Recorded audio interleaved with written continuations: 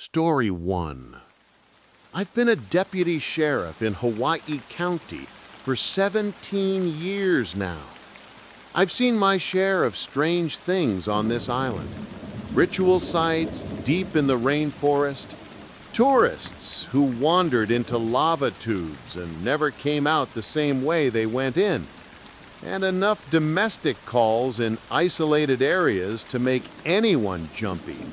But nothing, and I mean nothing, prepared me for what happened during my patrol of the Hamakua Coast in the winter of 2019.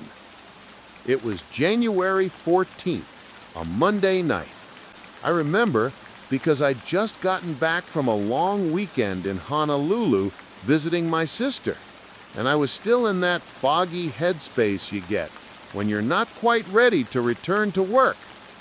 The dispatcher, Linda, had assigned me to the night shift covering the stretch of Highway 19 between Honolulu and Laupahoehoe. It's a beautiful drive during the day. Dramatic cliffs, crashing waves, and rainforest so thick you can barely see 10 feet into it. At night, though, it's a different world. The darkness out there is absolute, the kind that swallows your headlights whole. I'd been driving for about 2 hours, hadn't seen another car in 40 minutes when my radio crackled to life around 11:47 p.m. Unit 23, this is dispatch. We've got a possible 1057 at mile marker 28. Caller reports a vehicle off the road, possible occupants still inside. Caller disconnected before providing details. I grabbed the radio. Copy that, dispatch. I'm about 15 minutes out. Do we have a callback number? Negative. Call came from a burner phone, untraceable. Caller sounded elderly, male, spoke in broken English and Hawaiian. Said he was driving past when he saw the vehicle. Understood. En route. I flipped on my lights and pressed down on the accelerator. Mile marker 28 was in one of the more remote sections where the old highway curved dangerously close to the cliff edge.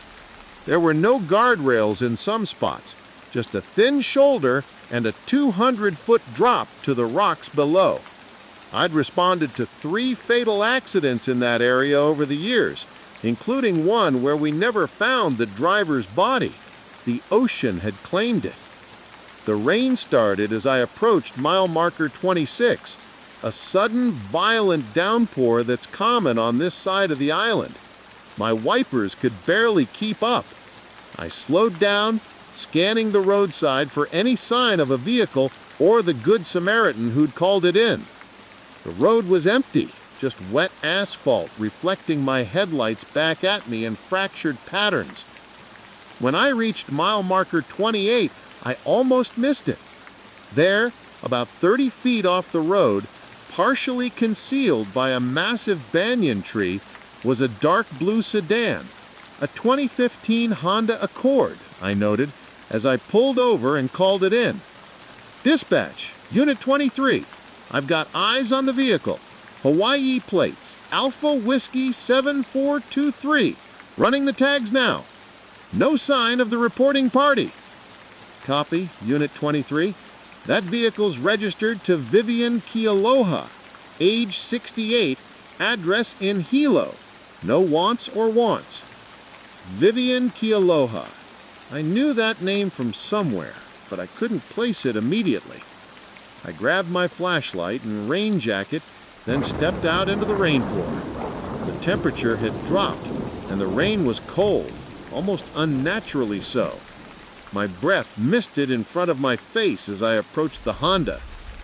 The driver's side door was open, hanging at an odd angle. The dome light was on, illuminating an empty interior. No blood, no signs of struggle, just an empty car with the keys still in the ignition and the engine off. The driver's seat was pushed far back, suggesting the operator had been tall or had long legs. I swept my flashlight across the interior.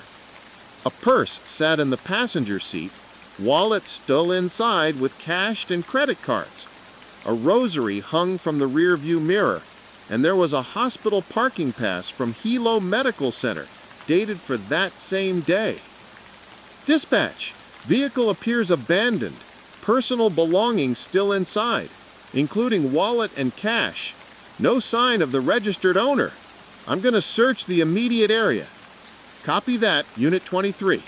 Be advised, we've had 3 other calls about that location in the past year. All abandoned vehicle reports, all at night, all with no sign of the operators. Units found the vehicles empty each time. That made me pause. Say again, dispatch? 3 abandoned vehicles at this exact location? Affirmative. Last one was September 2018. Before that, March 2018 and November 2017. All different vehicles, all different owners. None of the owners were ever located.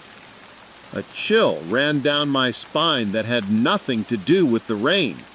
I stood there in the rain, water streaming down my face, and looked at the dark forest surrounding me. The banyan tree loomed overhead, its aerial roots hanging down like grasping fingers. Beyond the tree, the rainforest was a wall of black vegetation, and somewhere past that, I could hear the ocean crashing against the cliffs. "I'm going to check the area on foot," I said into my radio. "If you don't hear from me in 30 minutes, send backup." Copy that, Unit 23. Stay safe. I should have waited for backup right then. That's what my training dictated, what my instincts were screaming at me. But I kept thinking about Vivian Kealona, a 68-year-old woman who might be injured and alone in this forest. If she had wandered off confused or hurt, every minute mattered. I started with a standard grid search pattern, moving in widening circles around the vehicle. My flashlight beam cut through the rain, illuminating ferns, ohia trees, and muddy ground. I called out as I searched. "Mrs. Kealoha, this is the Hawaii County Sheriff's Department. If you can hear me, please respond." Nothing but the sound of rain hitting leaves and the distant roar of the ocean. I'd been searching for about 10 minutes when I found the first set of footprints. They were fresh, clearly made recently in the mud. Bare feet, small, probably belonging to a woman. They led away from the car and toward the forest, heading inland rather than toward the cliff edge. That was something, at least. "Dispatch, I found footprints leading into the forest. Continuing pursuit." I followed the tracks, pushing aside wet ferns and ducking under low-hanging branches. The forest here was dense, primary rainforest that had probably looked the same for centuries. Every few feet I'd call out for Mrs. Kealoha, but got no response. The footprints were easy to follow. She'd been walking quickly, almost running, which struck me as odd for a woman her age and bare feet. After about 5 minutes of tracking, the footprints led to a small clearing. And there, in the middle of the clearing, they simply stopped. Not gradually, not scattered. They just ended, as if Mrs. Kealoha had vanished mid-step. I swept my flashlight around the clearing, looking for any indication of where she might have gone.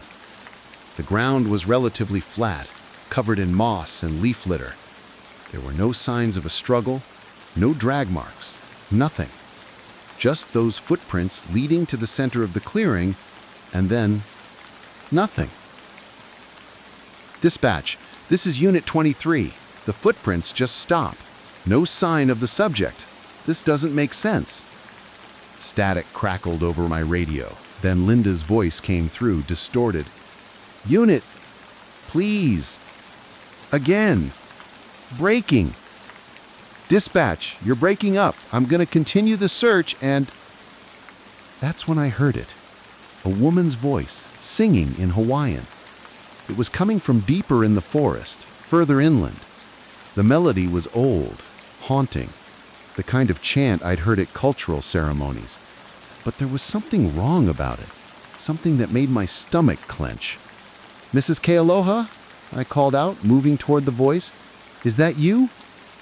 The singing continued, neither getting closer nor further away. I pushed through the undergrowth, following the sound.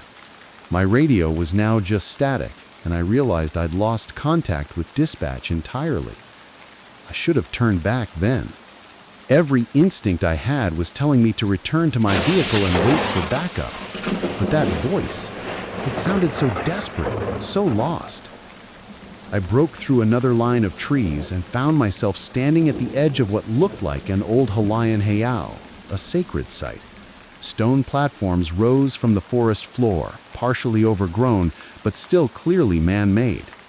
In the center was a flat stone altar, and carved into the surrounding trees were old petroglyphs, weathered but visible in my flashlight beam. The singing had stopped. "Hello?" I called out, my voice sounding small and swallowed by the forest. "Mrs. Kealoha?" A figure emerged from behind the altar. At first I thought it was her, an elderly woman in a white dress, but as my flashlight beam hit her, I realized something was deeply wrong.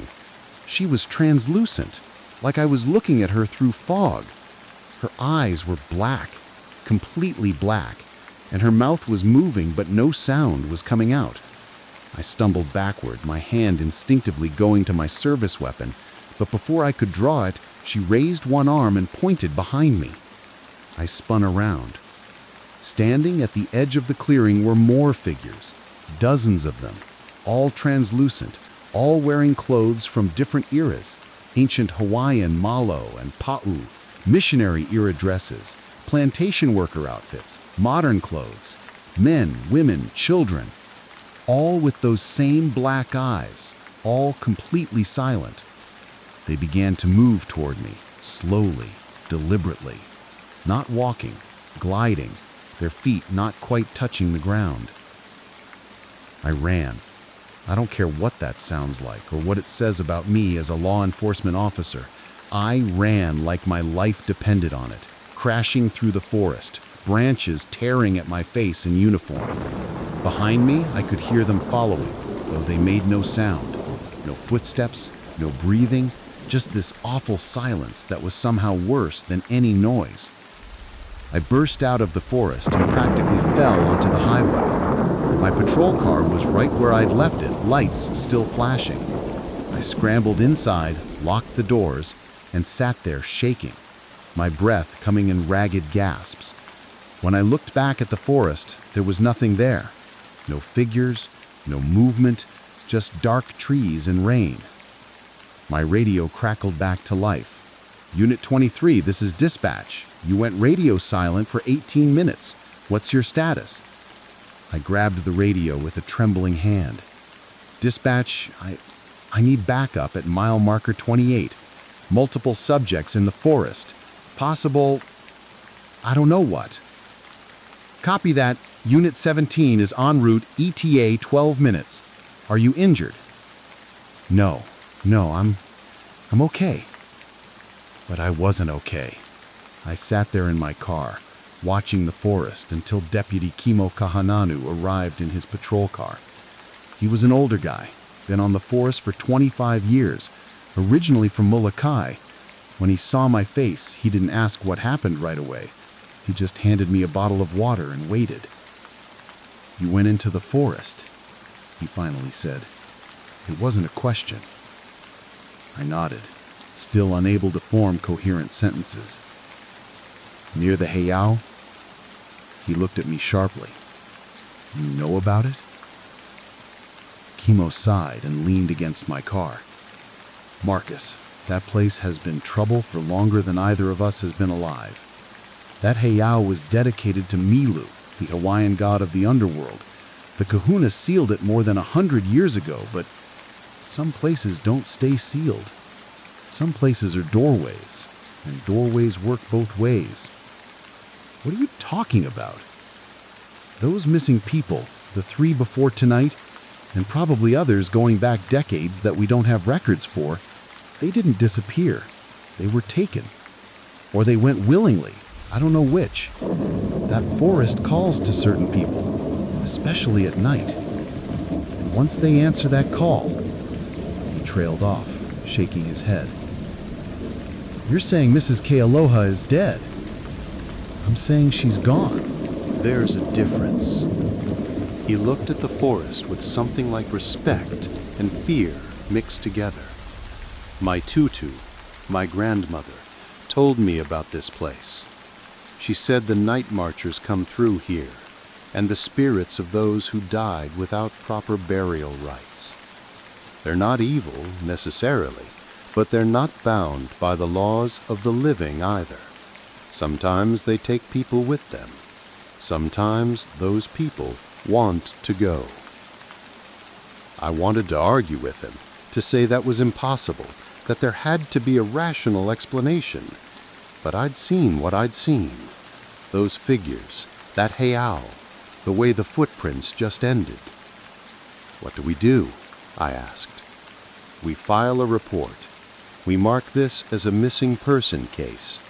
We search during daylight with a full team, following protocol.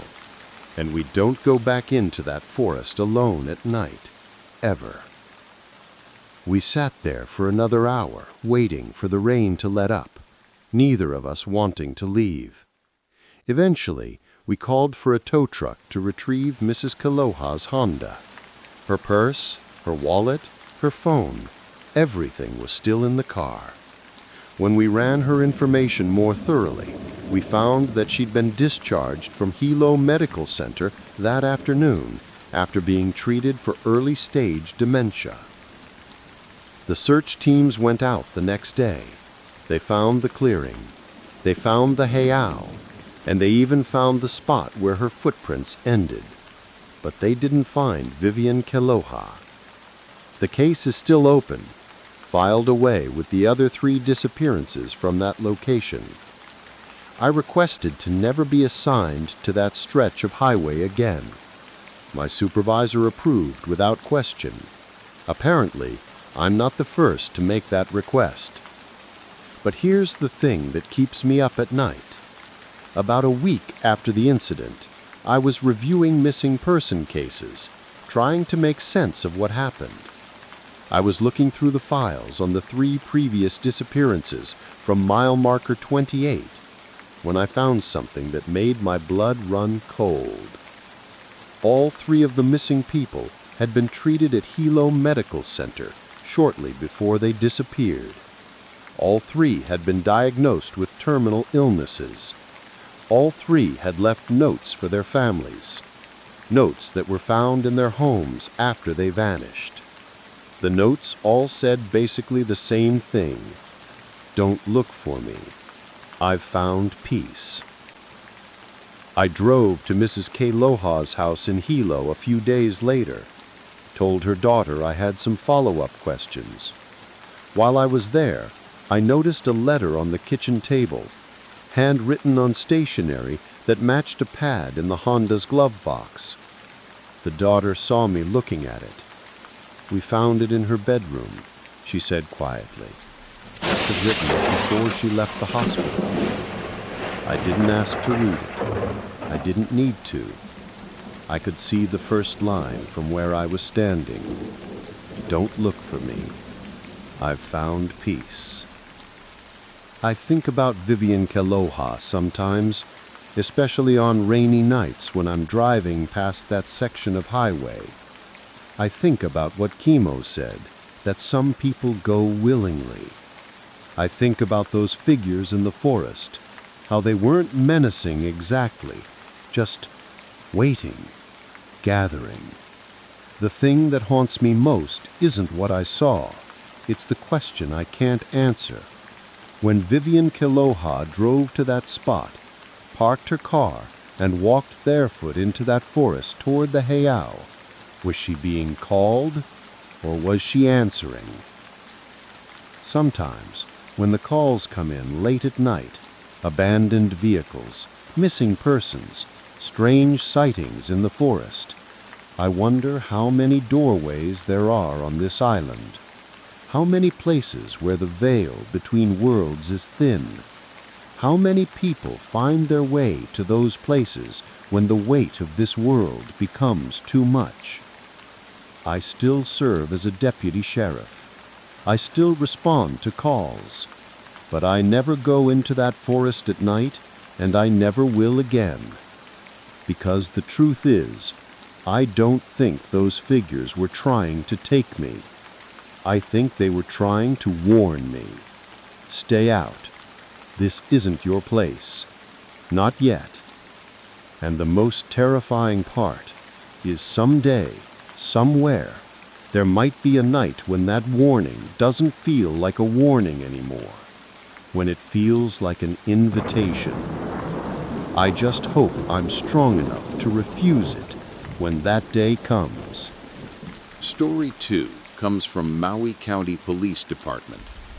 I transferred to Maui from the mainland in 2016, chasing what I thought would be an easier life. My marriage had fallen apart in Seattle. My kids were grown, and I was tired of the rain, the traffic, and the never-ending grind of urban police work. Maui seemed like paradise, a place where I could finish out my 25 years and retire somewhere warm. I made detective within 18 months, mostly handling property crimes, the occasional assault, tourist-related incidents, nothing too heavy. That all changed in March of 2018 when I caught the Tanaka case. It started on a Thursday morning, March 15th. I was sitting at my desk in the Wailuku station, nursing my third cup of coffee and working through a backlog of burglary reports when Captain Alana Kekoa dropped a file folder on my desk. "Got something weird for you, Reeves," she said, her expression unreadable. "Missing person. Rachel Tanaka, 26 years old, marine biologist working at the Maui Ocean Center. Didn't show up for work Monday, didn't answer calls. Co-workers got worried, did a welfare check, found her apartment empty, car gone, no sign of struggle." I flipped open the folder. Rachel Tanaka stared back at me from her driver's license photo. Young, Asian American, serious expression, dark hair pulled back in a ponytail.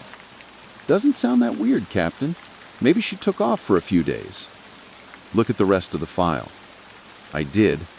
The next page was a printout of Rachel's phone records. Her last call had been Sunday evening at 8:47 p.m. to her mother in Kahului. 32-minute conversation, nothing unusual, according to the mother. But then I saw the text messages that came after. Starting at 11:03 p.m. that same night, Rachel had sent a series of texts to her colleague, Dr. Marcus Chen. 11:03 p.m. "Marcus, are you seeing this?" 11:07 p.m. "The sonar readings from Zone 7. Look at the depth markers." 11:15 p.m. "This can't be right. Nothing lives that deep here." 11:23 p.m. "I'm going to the boat. I need to see this." 11:31 p.m. "Marcus, call me back. I think something's wrong with the equipment." 11:45 p.m. "It's not the equipment." 11:52 p.m. "Oh my God." That was the last message. Dr. Chen had been asleep and didn't see any of the texts until Monday morning. By then, Rachel was gone. "Zone 7, I said, looking up at Captain Kekoa. "What's that?" "Deepwater trench off the southwest coast, between Maui and Kahului. The Ocean Center has monitoring equipment down there, studying deep-sea ecosystems, tracking whale migrations, that sort of thing. Rachel was part of the team managing the remote sensors." "And she went out there alone? At midnight?" "That's what we need to find out. Her car was found at Mala'aia Harbor, parked near the research vessel dock. The Ocean Center's boat, the Naya, is missing. Coast Guard's been searching since Monday afternoon, but so far nothing. No distress signal, no sign of the boat, no body." I studied Rachel's photo again. She didn't look like someone who'd do something reckless. What about family, friends, anyone she might have gone to see? "Mother's frantic, been calling every hour. Says Rachel was excited about her work, mentioned some interesting findings last week.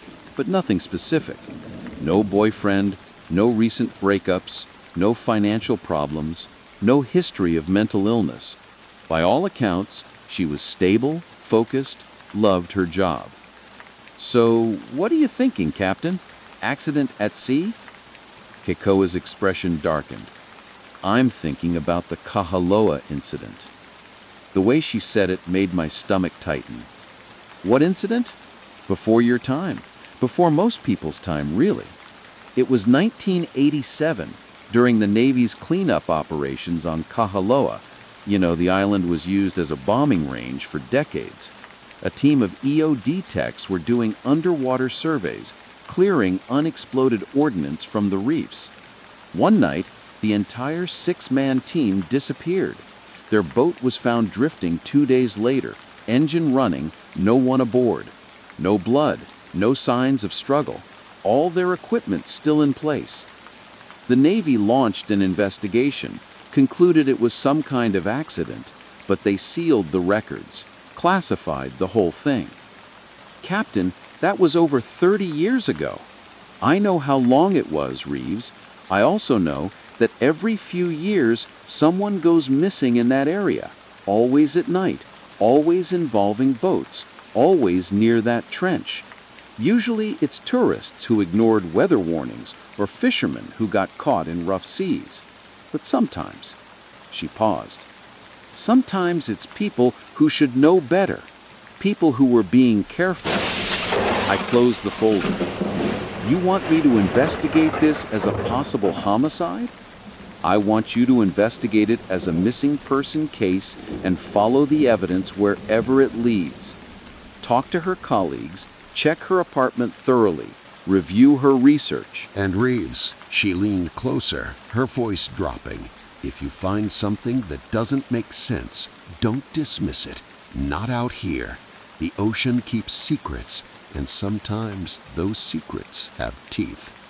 I spent the rest of that day at the Maui Ocean Center, interviewing Rachel's co-workers. Dr. Marcus Chen was devastated, clearly blaming himself for not seeing her texts in time. He showed me the sonar readings Rachel had been monitoring. This is Zone 7, he said, pulling up data on his computer. We've had sensors down there for 3 years, depths ranging from 800 to 1,200 meters. We mainly track tagged whales passing through, but we also collect data on other marine life, temperature changes, seismic activity. What did Rachel see that night? Marcus pulled up the data logs from Sunday, March 11th. The sonar picked up something large moving through the trench around 10:45 p.m. Really large. At first, I thought it might be a whale, but the signature was wrong. Whales have a distinctive pattern. You can see their flukes moving, their breathing patterns. This was different. He showed me the sonar image. It looked like a massive blur on the screen, easily the size of a bus, maybe larger, but the shape was irregular, almost amorphous. Could it be a technical glitch? I asked. That's what I told myself Monday morning when I saw Rachel's texts, but then I pulled the full data set. He clicked to another screen. The object, whatever it was, appeared in the trench at 10:45 p.m. and remained relatively stationary for nearly an hour. Then at 11:47 p.m., it started moving, fast, faster than any whale I've ever tracked. How fast? Based on the sensor pings, approximately 40 knots. Detective whales can reach maybe 20 knots in short bursts. Submarines can go faster, but this wasn't a submarine. The signature's all wrong. And besides, we'd know if there were military exercises in the area. What time did it leave the sensor range? 11:52 p.m. He looked at me. That's when Rachel sent her last text. A chill ran down my spine. Do you have any idea what it might have been? Marcus hesitated, choosing his words carefully. Rachel and I, we used to joke about it. The sensors would occasionally pick up anomalies, large objects at extreme depths, unusual bioacoustic signals, things that didn't match any known species. She called them the ghosts of the deep, but she didn't really believe in anything supernatural. She was a scientist, a skeptic. If she went out there that night, it's because she thought she could explain what she was seeing. And now? Now I think she found something that couldn't be explained. I left the Ocean Center with copies of all the sensor data and a deepening sense of unease. My next stop was Rachel's apartment in Kihei. The landlord let me in, a neat one-bedroom unit with a view of the ocean. Everything was tidy, organized, exactly what you'd expect from a detail-oriented scientist. Her laptop was gone, probably with her on the boat, but I found her research notes in a filing cabinet. Most of it was technical, water temperature data, whale migration patterns, plankton surveys. But tucked in the back of the bottom drawer was a personal journal. I almost missed it. The entries were sporadic, more like random observations than a daily diary. February 8, 2018. Sensors picked up unusual acoustic signals again last night. Very low frequency, almost below the range of our equipment. Marcus thinks it's seismic, but earthquakes don't pulse like that. Almost sounds deliberate, like something calling. February 19, 2018. The signals are getting stronger. Ran the data through every database I could find. Nothing matches. Dr. Kahale from Marine Biology suggested it might be an undiscovered whale species, but the frequency is too low, too complex. Sent samples to colleagues on the mainland, waiting to hear back. March 3, 2018. I think something's living in the trench. Something big. The signals aren't random. They follow patterns, almost like language. Marcus thinks I'm obsessing. Maybe he's right. But I can't shake the feeling that whatever's down there is trying to communicate. March 10, 2018. Tonight, the signals changed. They're closer to the surface. The sonar shows movement at 600 meters, much shallower than before. I've never seen anything like this. It's almost like whatever's down there is rising. The next entry was from Sunday, March 11th. Boats found empty. People gone without a trace. No distress calls. Most were ruled as accidents or drownings, but... She pulled a file from her desk drawer. 3 years ago, a fishing vessel, the Puakea, disappeared near that trench. 2 experienced fishermen, calm seas, good weather. We found the boat drifting 3 days later. Engine off, nets still deployed, coffee still warm in the cabin. No sign of the crew. Jesus. What did the investigation conclude? Probable piracy or smuggling gone wrong, but that never made sense to me. Nothing was stolen, no signs of violence, and this isn't exactly cartel territory. I think something else happened on that boat. Something that made 2 grown men abandon ship in the middle of the ocean. Did anyone check for unusual sonar readings that night? She looked at me sharply. What do you know? I told her about Rachel's research, the sensor data, the acoustic signals. Nakamura listened without interrupting, her expression growing more troubled with each detail. Okay, she said finally. I'm going to tell you something that could end my career if you repeat it publicly. 5 years ago, after the Puakea incident, I requested access to old Navy records about the 1987 disappearance on Kahole. It took 3 years and a lot of favors, but I finally got someone to share information off the books. She pulled out another file, this one thin and aged. The Navy EOD team that vanished, they'd been reporting unusual sonar contacts for 3 weeks before they disappeared. Large objects, extreme depths, moving in ways that didn't match any known vessel or marine life. The team leader filed multiple reports about acoustic signals coming from the trench. He described them as non-natural and potentially intelligent. What did the Navy do? They sent a submarine to investigate, the USS Albuquerque, a fast attack sub. It descended to 400 meters and conducted a sonar survey of the trench. She paused, her hands trembling slightly as she opened the file. According to the report, they detected something large, very large, moving beneath the ROV. It was hard to gauge the exact size because the signature kept shifting, but it was easily 200 feet across, maybe more. "Bring it up," I said. "Bring the ROV up now." "But not yet. I want to get closer. Marcus, bring it up!" But it was too late. The ROV's camera feed suddenly came back online, and what I saw on that screen will haunt me until the day I die. The camera was facing downward, and emerging from the darkness below was something massive. At first it looked almost like a whale, but the proportions were all wrong. The body was elongated, serpentine, covered in what appeared to be bioluminescent markings that pulsed with a sickly green light. But it was the front of the creature that made my blood run cold. Where there should have been a head, there was instead a mass of writhing appendages, hundreds of them, like tentacles, but more articulated, almost like arms. And in the center of that mass was an opening, a mouth or orifice, ringed with what looked like bioluminescent teeth or barbs, glowing that same terrible green. The creature moved with impossible grace for something so large, undulating through the water directly toward our ROZ. "Oh God," Marcus whispered. "Oh my God." "Cut the camera, pull it up now," the captain shouted.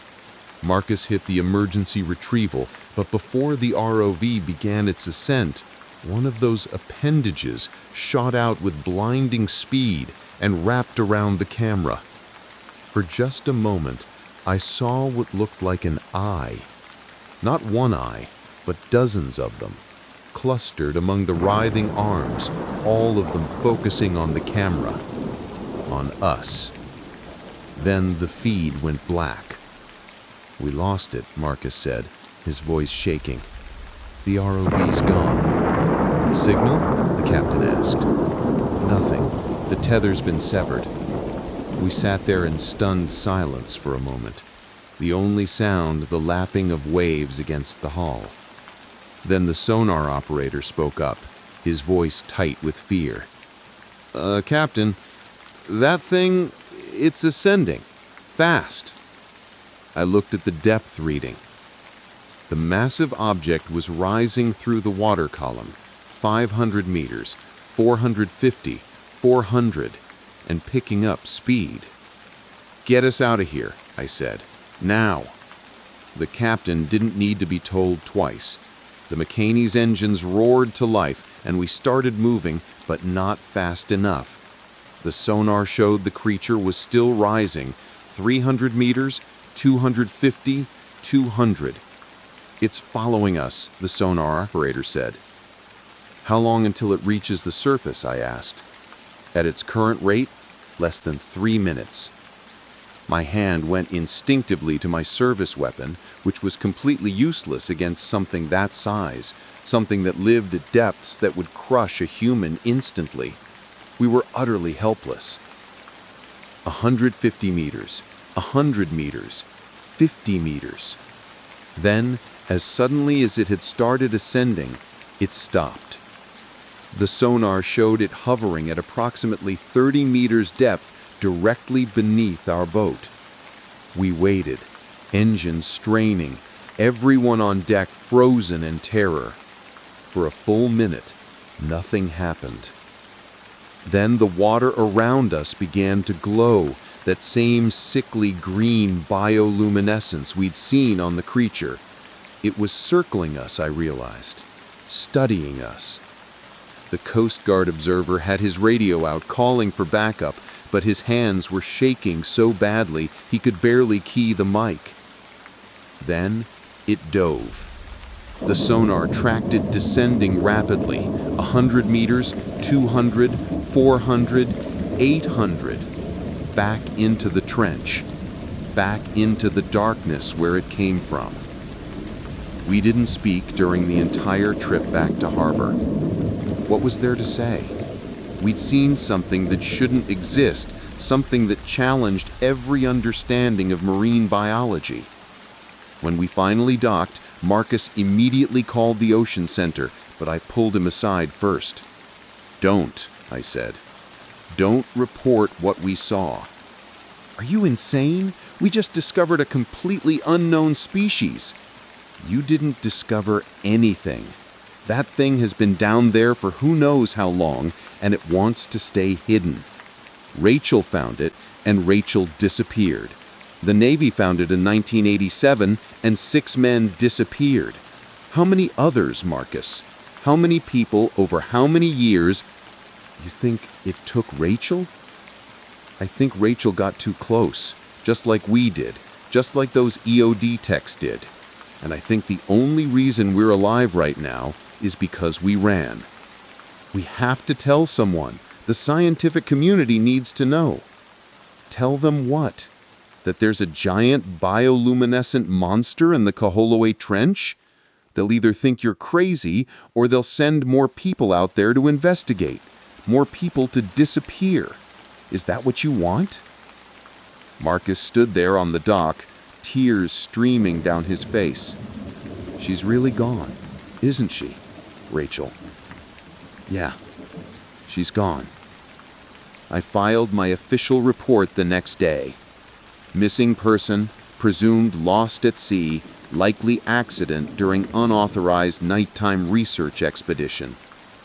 The Naya was never recovered.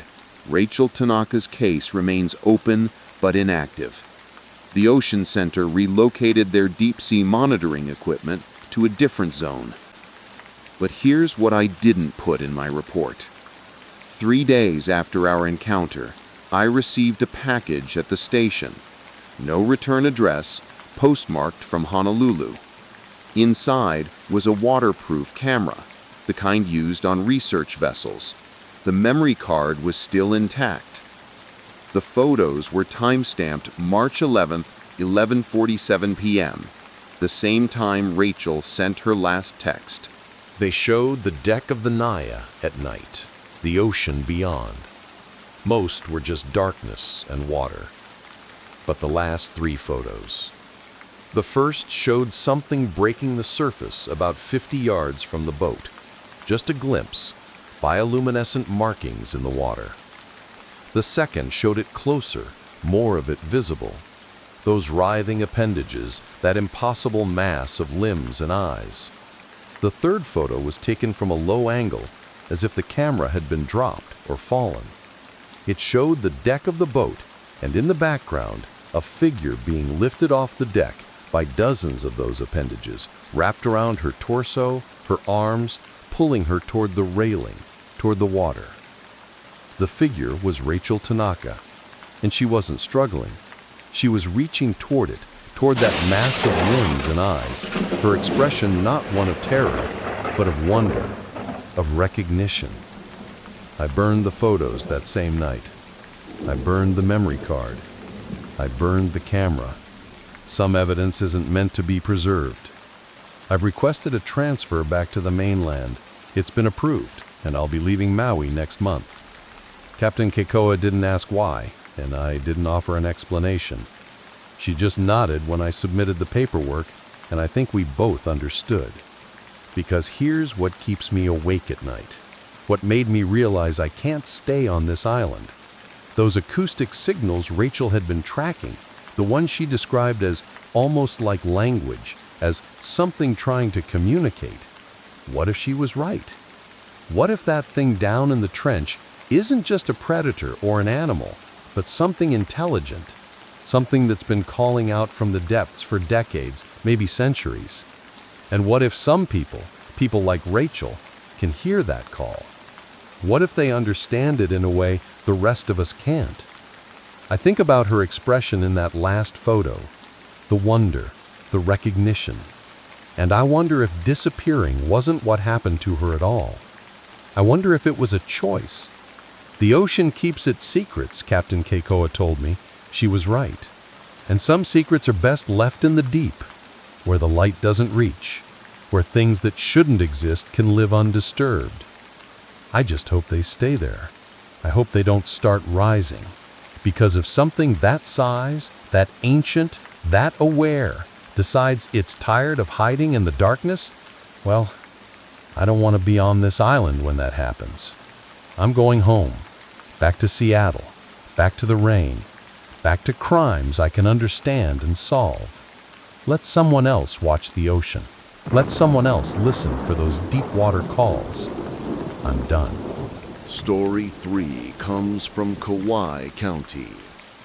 People call Kauai the Garden Isle, and they're not wrong. It's lush, green, beautiful in a way that almost doesn't seem real. Tourists come here for the beaches, the hiking, the waterfalls. They take their photos, post them online, and leave thinking they've seen paradise. But they only see the surface. They don't see what's underneath. They don't see what happens when the sun goes down and the mist rolls in from the mountains. I've been a deputy sheriff on Kauai for 12 years now, born and raised in Lihue. My family's been on this island for 6 generations, back to when my great-great-grandfather worked the sugar plantations. We know this place. We know its moods, its dangers, its secrets, and we know enough to respect the things we don't understand.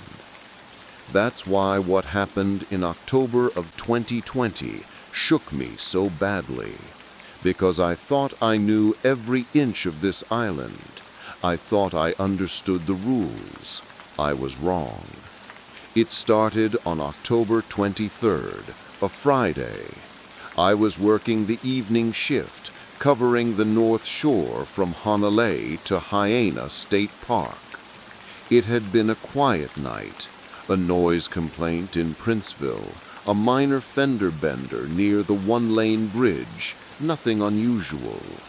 Around 9:30 p.m., I was parked near Ki'e Beach, finishing up some paperwork, when my radio crackled. Unit 7, this is dispatch. We've got a 1035 at Limahuli Garden. Possible trespasser. Security called it in. They've got someone on their trail camera who won't respond to verbal warnings. I keyed the mic.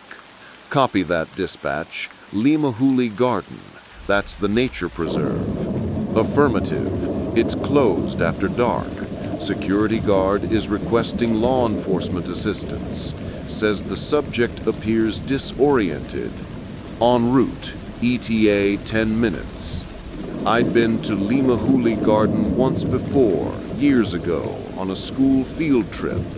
It's a botanical garden and nature preserve.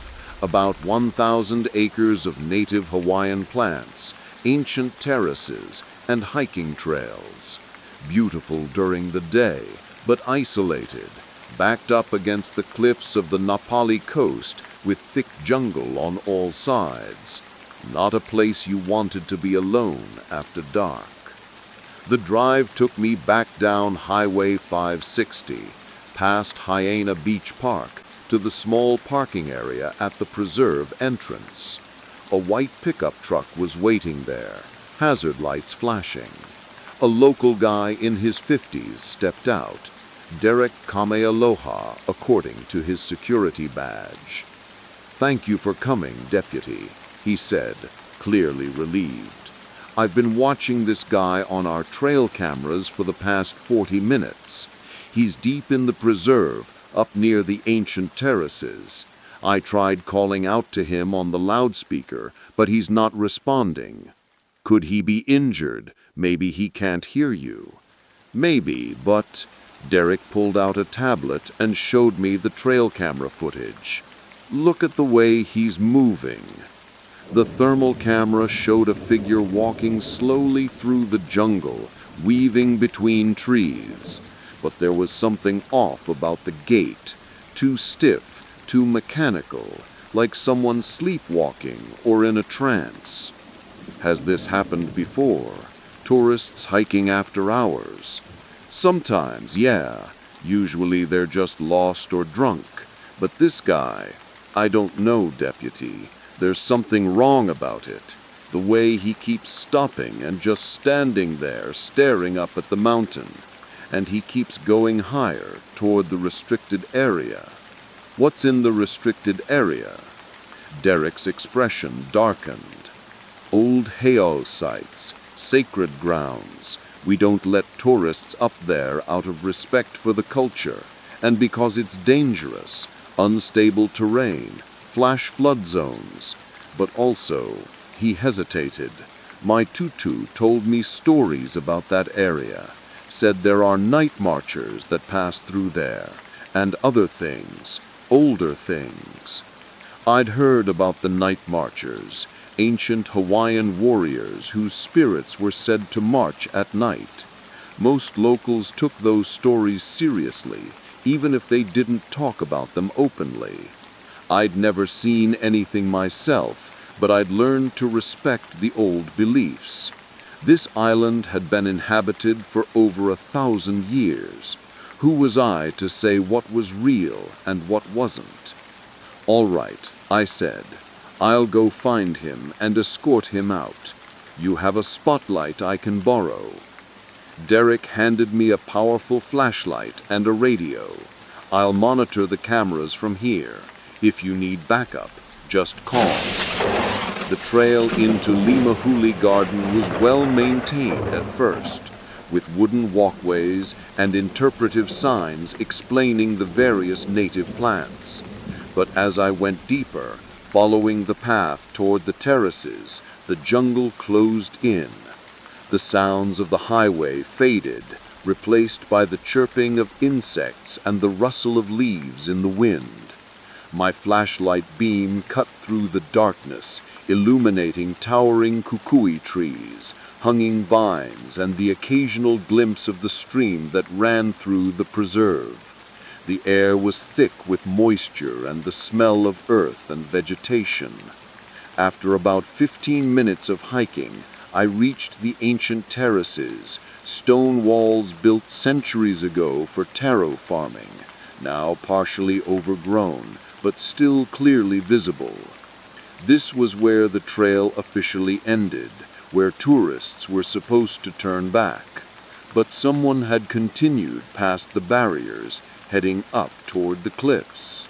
I called out, "This is the Kauai County Sheriff's Department. The preserve is closed.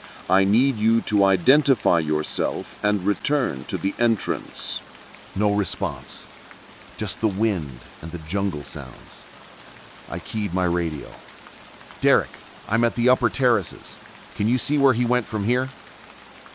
Static, then Derek's voice, scratchy and distant. "Last I saw on the cameras, he was heading northwest, toward the old heiau near the waterfall. But Deputy, the camera up there just went offline. All I'm getting is static. Equipment malfunction? Maybe. Or maybe." He didn't finish the sentence. I should have turned back then. Should have called for backup. Waited until morning. But I kept thinking about that figure on the thermal camera, the way it moved, like someone who wasn't fully conscious. If this person was injured or mentally ill, they could get seriously hurt up there in the dark. I continued past the terraces, following what looked like an old trail, barely visible under the undergrowth. The terrain got steeper, rockier. I could hear water ahead, the waterfall Derek had mentioned. My flashlight caught glimpses of more stone structures, platforms, walls, what might have been ancient dwellings. This whole area was an archaeological site, untouched for centuries. That's when I saw him.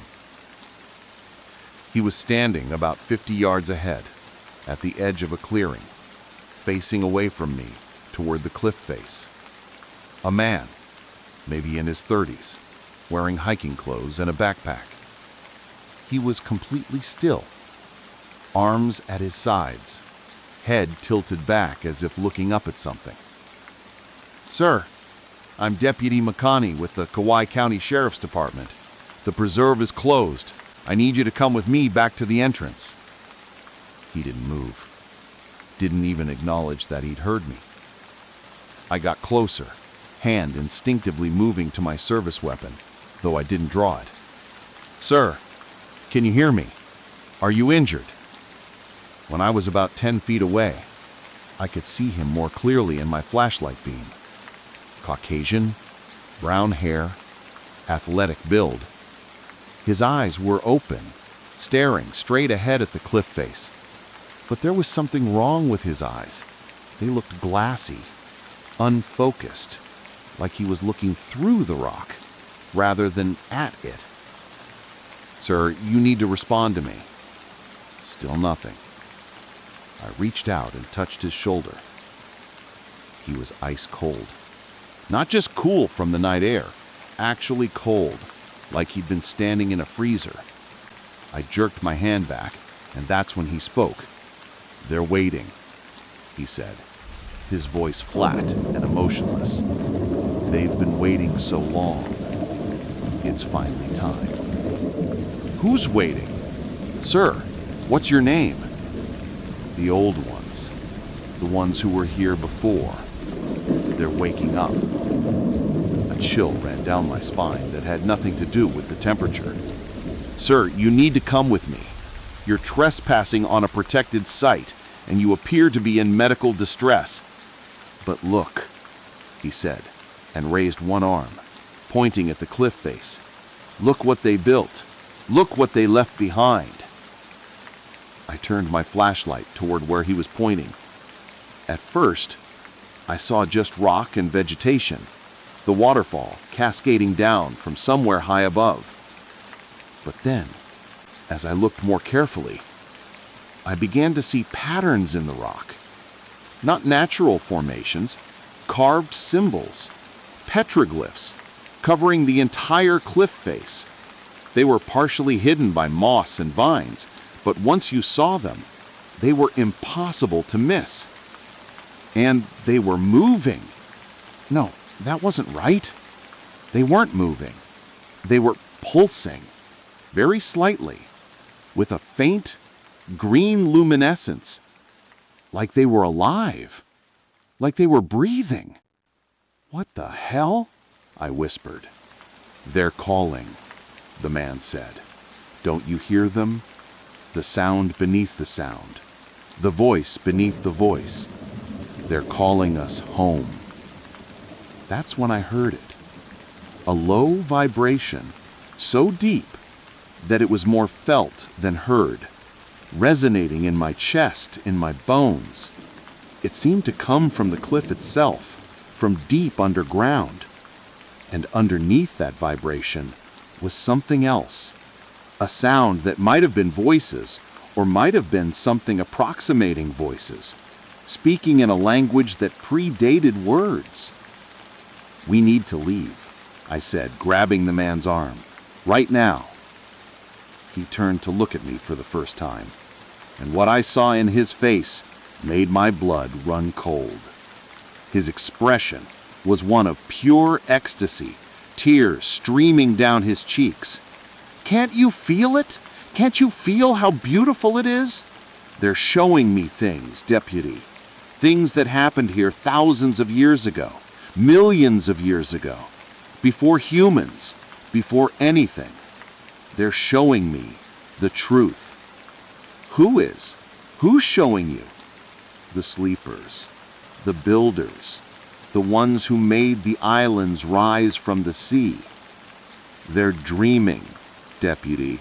They've been dreaming for so long, and we've been living on top of them, building our little lives on the surface while they dream beneath us. But dreams don't last forever. Eventually, you have to wake up. I keyed my radio with shaking hands. "Derek, I've got a 1096 up here. I need medical and backup immediately. Subject is experiencing severe mental distress, possible drug use or psychotic episode." Static was my only response. "Derek, do you copy?" Nothing. The vibration from the cliff was getting stronger, and the petroglyphs were glowing brighter now, that sickly green light spreading across the rock face like veins. In the pulsing light, I could see that the carvings weren't just random symbols. They formed patterns, circuits almost, like some kind of vast diagram or schematic covering the entire cliff. And they were all pointing down into the earth. Sir, I don't know what you think you're seeing or hearing, but we need to leave this area, now. I pulled harder on his arm, trying to physically move him. He resisted, surprisingly strong. You don't understand. This is why I came to Kauai. This is why any of us come here. We think it's the beauty, the peace, the paradise. But that's just the surface. Deep down, we're responding to a call we don't even know we're hearing. The islands are calling us. They've always been calling us. What are you talking about? Haven't you ever wondered why people become obsessed with Hawaii? Why they come here and never want to leave? Why some people say they felt called to the islands? It's not a metaphor, Deputy. It's literal. These islands are alive.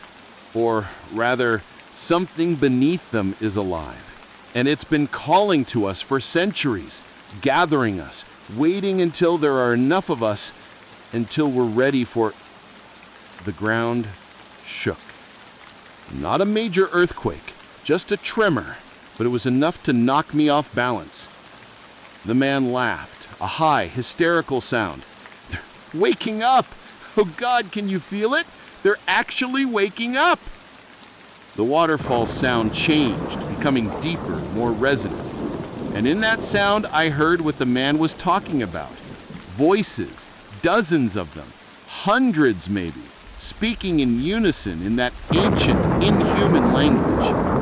The vibration in my chest became a pulling sensation, like something was trying to draw me forward, into the cliff, into the earth. I've never been so terrified in my life.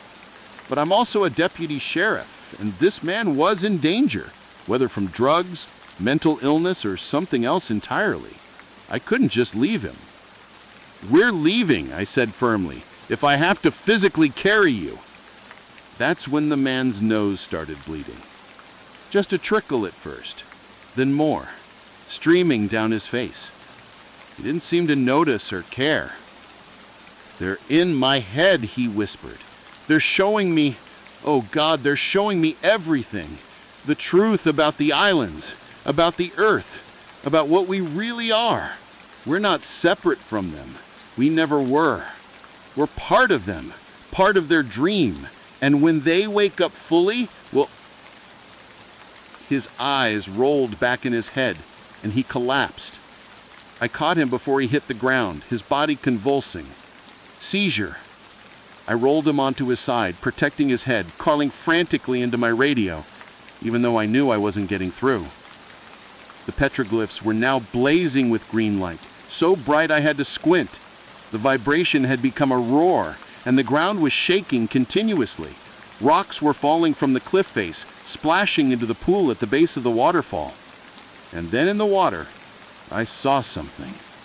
At first, I thought it was just the reflection of the glowing petroglyphs. But then I realized the light was coming from under the water, from deep below the surface. Something down there was glowing, something massive, illuminating the pool from beneath with that same sickly green light.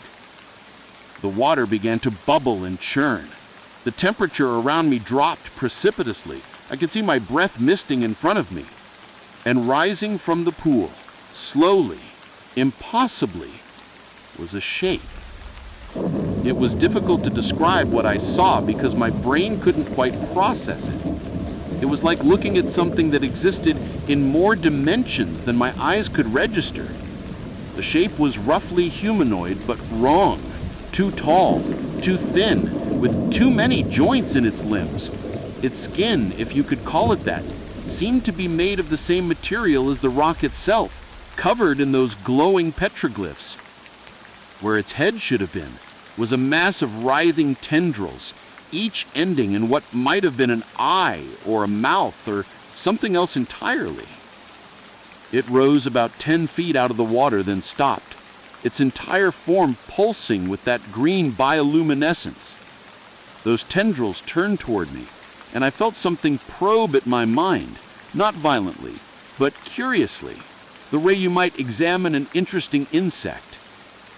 Images flooded my consciousness. Not my images, its images, its memories.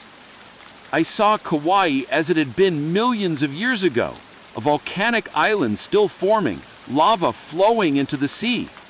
And I saw things rising from the deep ocean, ancient beyond comprehension, older than the islands themselves. They came from somewhere else, somewhere far away, and they were dying.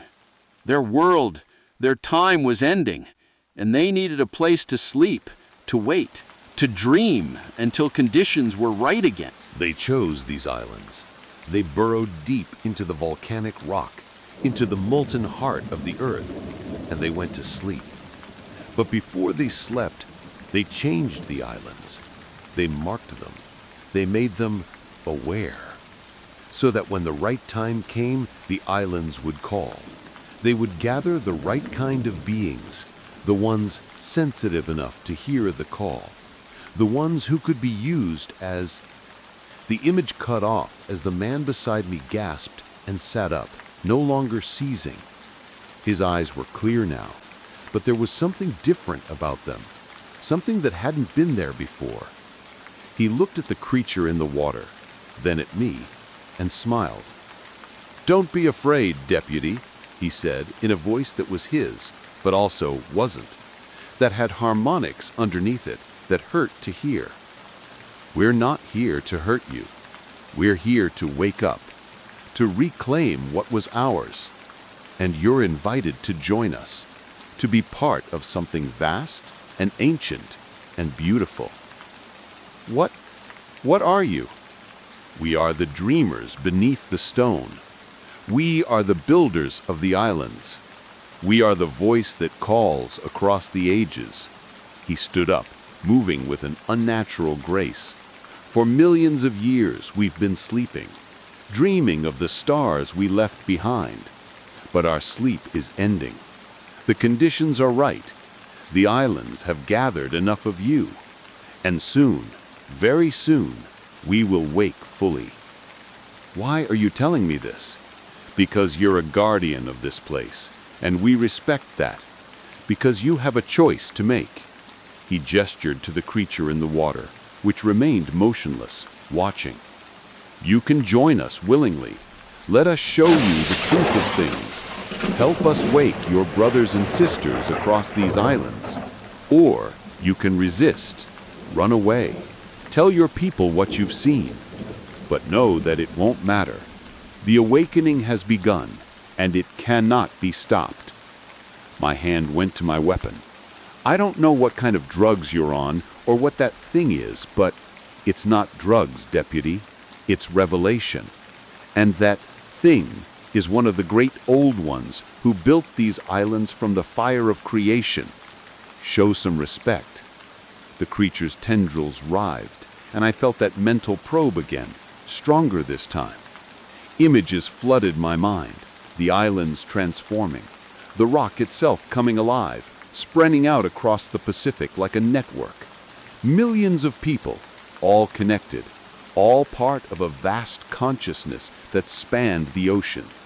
And beneath it all, those ancient things, fully awake, reshaping the world to suit their needs. It was beautiful and terrible and completely insane.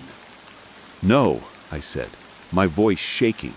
"I don't care what you are or what you think you're offering. You need to stay away from people. You need to go back to wherever you came from." The man looked sad. "We come from here, deputy. This is our home.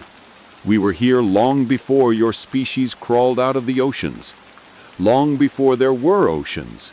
We made these islands, and now we're taking them back." "Then I'll stop you." He laughed, not unkindly. "With what? Your gun? Your laws?" "Deputy, we are part of the earth itself. We are the earth, the ancient living stone. You can't stop geology. You can't arrest an earthquake. And you certainly can't fight what's been sleeping beneath your feet for millions of years."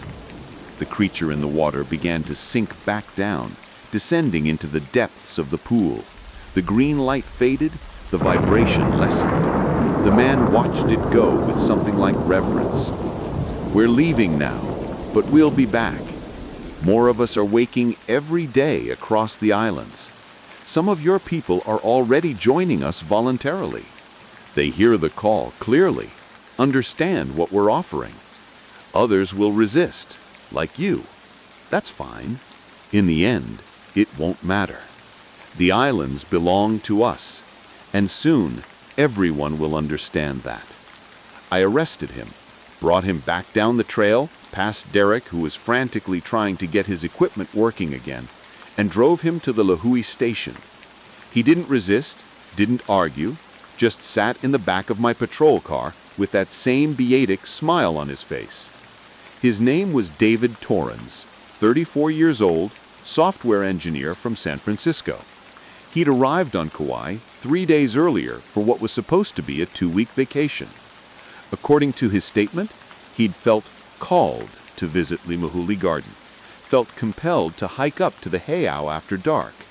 He couldn't really explain why, except that it felt like the most important thing he'd ever done. They held him for psychiatric evaluation, just like he said they would. The doctors diagnosed him with a drug-induced psychotic episode, probably hallucinogens, though his tox screen came back clean. They kept him for observation for 3 days, then released him. He flew back to San Francisco and, as far as I know, returned to his normal life. But I couldn't forget what I'd seen, that thing in the water, the glowing petroglyphs, the images it had forced into my mind. I went back to Limahuli Garden a week later, during daylight hours, with Derek's permission. I hiked up to the heiau, to the cliff face with the waterfall. The petroglyphs were still there, but they weren't glowing. They just looked like ancient carvings, weathered and overgrown. The pool was clear and calm. Everything looked completely normal. I convinced myself it had been a shared hallucination. Maybe something in the air or the water. Volcanic gases can cause hallucinations, right? That had to be it. Then, 2 months later, in December 2020, there was another incident. A woman, a tourist from Oregon, was found wandering near the Waialua Falls on the east side of the island. She was hypothermic, confused, kept talking about the sleepers and the awakening. She was hospitalized, evaluated, released. Same pattern. January 2021, a local fisherman disappeared near the Hamakua Coast. His boat was found empty, engine running. He was never located. But his wife told me he'd been acting strange for weeks before he vanished, talking about hearing voices from the ocean, seeing lights under the water at night. February 2021, 3 hikers got lost in the Alakai Wilderness. When we found them 2 days later, they were sitting in a circle around what looked like an ancient stone platform, chanting in a language none of them knew. They couldn't explain what had happened, said they'd lost time. The incidents kept coming, not frequently, maybe one every few weeks, but consistent, always involving people who seemed to be in some kind of trance state, always near ancient Hawaiian sites, always with the same themes: sleepers, awakening, the earth coming alive. I started keeping my own file, separate from official reports. I documented every incident, every strange occurrence, looking for patterns, and what I found terrified me. The incidents were increasing in frequency, and they were spreading, not just Kauai anymore. Reports were coming in from Oahu, Maui, the Big Island. Different officers, different witnesses, but the same story. People being called to sacred sites, experiencing visions, talking about ancient beings waking up beneath the islands. I tried to bring my concerns to Captain Kahale, but he shut me down immediately. Makani, you're talking about supernatural nonsense. These are isolated incidents of mental illness, drug use, or people getting lost and panicking. There's no conspiracy, no ancient monsters waking up. You need to let this go before it affects your performance. But I couldn't let it go because I'd seen it. I'd felt that presence in the water, felt it probe my mind. I knew it was real. 6 months after the incident at Limahuli Garden, I received an email from an unknown sender. No subject line, just an attachment. When I opened it, I found a satellite image of the Hawaiian Islands, but with an overlay showing seismic activity. And underneath the islands, deep underground, the image showed a network, a vast, interconnected structure that spanned the entire island chain, pulsing with activity. The email contained a single line of text. They're waking up. Some of us are helping. Some of us are watching. Some of us are waiting. Which are you? I deleted the email immediately, but I couldn't delete what I'd seen in that image. The network was growing, spreading, connecting all the islands underground. And if David Torrens was right, if those things really were waking up, if they really were planning some kind of transformation, that was 18 months ago. Since then, I've been watching, waiting. The incidents continue, slowly escalating. More people affected, more strange occurrences near ancient sites. And I'm not the only one who's noticed. There's a small group of us now, law enforcement, archaeologists, Native Hawaiian cultural practitioners, who share information quietly, off the record. We call ourselves the Watchers. We don't have a plan. We don't know how to fight something that's been sleeping beneath our feet for millions of years. We don't even know if it needs to be fought. Maybe David Torrens was right. Maybe this transformation is inevitable. Maybe it's even desirable, if you can get past the terror of it. But I'm still here, still patrolling the North Shore, still responding to calls about trespassers at sacred sites, still watching the ocean at night for those strange lights beneath the waves, still listening for that vibration beneath the sound, that call from the deep earth. And sometimes, late at night, when I'm alone in my patrol car, I wonder what I'll do when the call finally becomes too strong to resist, when I feel that compulsion that David Torrens felt, that pull toward the ancient places, toward the sleepers and their dreams. Will I resist? Will I fight it? Maintain my humanity, my individuality, my connection to the surface world? Or will I answer the call, like so many others have? Will I walk into the jungle, down into the caves, out into the ocean, and join with something vast and ancient and utterly alien? I don't know. I honestly don't know. What I do know is this. Something is waking up beneath the Hawaiian Islands. Something old, beyond human comprehension. Something that considers itself the rightful owner of this place. And whether we accept it or fight it, whether we join it or run from it, it's coming. The islands are alive.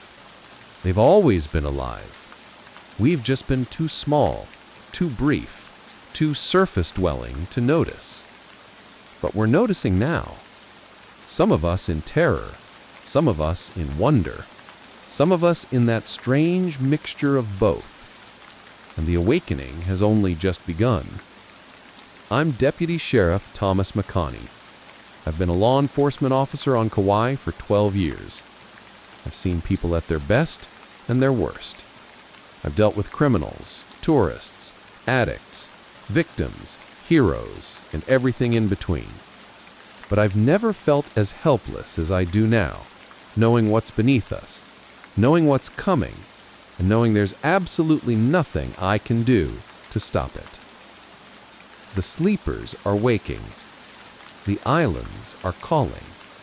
And sooner or later, we're all going to have to answer. I just hope when that time comes, we make the right choice, whatever that choice might be.